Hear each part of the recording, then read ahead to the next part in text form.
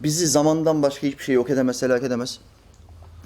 وَمَا لَهُمْ بِذَٰلِكَ مِنْ عِلْمٍ Bu konuda onların hiçbir bilgisi yoktur. Allah onlara bilgisiz diyor. Bilgisi yoktur demek ne demek? Bilgisiz, cahil. Ateistler cahildir. Ateistlerin bu konuda hiçbir bilgisi yoktur. Sadece sallamayla iş yaparlar. Böyle sallarlar. Kardeşim niye ilimle konuşmuyorsunuz? Niye bilgiyle konuşmuyorsunuz? Niye delil getirmiyorsunuz? Kainatın yaratılışına dair Big Bang söylediniz. Araştırmalar yaptınız, Big Bang. Benim kitabım 14 asır önce söyledi bunu. 14 asır önce. Bana bir tane nakil getir. Bırak 14 asır önceyi, 4 asır önceden büyük patlamaya dair bir tek nakil getir. Bu kutsal kitap 14 asır önce büyük patlamayı, yerler ve gökler bitişik iken biz onları ayırdık. Bitişik iken yerler ve gökler. Biz onları ayırdık. Ayet açıktır. Benim kitabım meydan okuyor. Hadi sen de bir tane nakil getir bakayım, bir bilgi kırıntısı getir. Ama getiremiyor.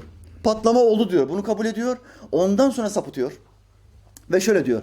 Patlamadan hemen sonra bir patladı Venüs oldu. Bir patlama, bir kütle gitti o tarafa Jüpiter oldu. Bir kütle bu tarafa gitti. Ay oldu. Bir kütle öbür tarafa gitti. Dünya oldu. Hepsi müthiş bir sistemli yörüngeye tesadüfen oturdu. Ve hayat böyle ortaya çıktı. Peki ilk insan, ilk canlı hücreler.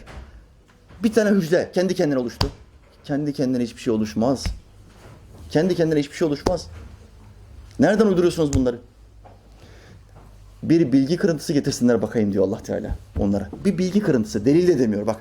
Bilgi kırıntısı demek delilin aşağısı demektir. Madem iddialarında samimiler, bir bilgi kırıntısı getirsinler. Bilgi kırıntısı falan yok, hiçbir şey yok. Hiçbir şey yok. Boyna sallıyor. Onların bu konuda hiçbir bilgisi yoktur. İnhum illa yazunnun. Onlar ancak bir zana uyuyorlar. Bir zan ediyorlar. Bir zan. Bana göre bu konu böyledir. Bakın bu bir zandır. Bu bir tahmindir. Ben bu konuda böyle düşünüyorum. Kardeşim delilin nedir? Ben ahiret hayatının olmadığını düşünüyorum. Delil. Delil söylemen lazım. Akıllı bir Müslüman sallama ve saçma konuşan bir adamı gördüğü zaman ona ne der ilk olarak? Bana bu konuda bir delil getirebilir misin? Ben şefaatin olmadığına inanıyorum. Bana mantıksız geliyor, saçma geliyor. Delilin nedir?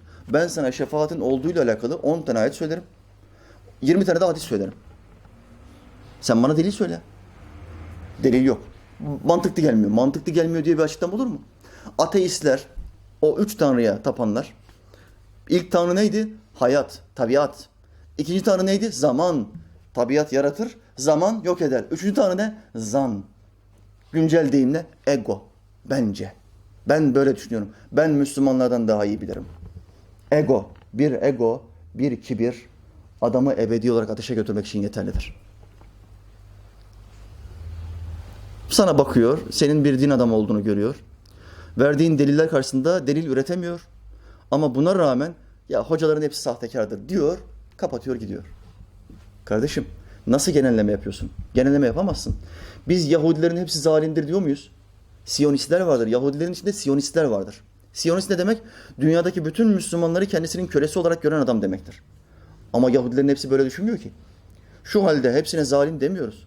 Sen de niye Müslümanların içinde dini anlatan insanlar olduğu zaman, insanları ahlaka, edebe, Allah korkusuna, Allah sevgisine sevk eden insanları gördüğün zaman hemen aşağılayabiliyorsun?